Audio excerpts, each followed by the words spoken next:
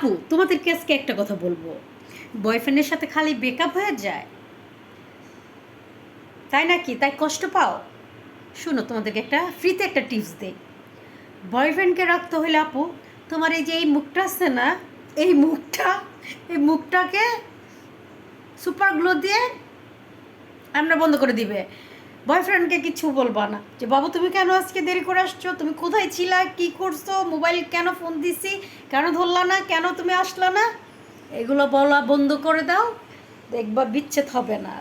যখন বলা শুরু করে দিবা তখন তোমার বয়ফ্রেন্ডের মাথায় হ্যাং হইতে থাকে, দিক দিয়ে টিক টিক টিক করে তুমি যা বলো বিশ্বের মতন লাগে, বিশ্বের মতন, বিশ্বের সুই লাগে। এর জন্য বয়ফ্রেন্ড তোমার থেকে বিরক্ত ফিল করে, বুঝছো?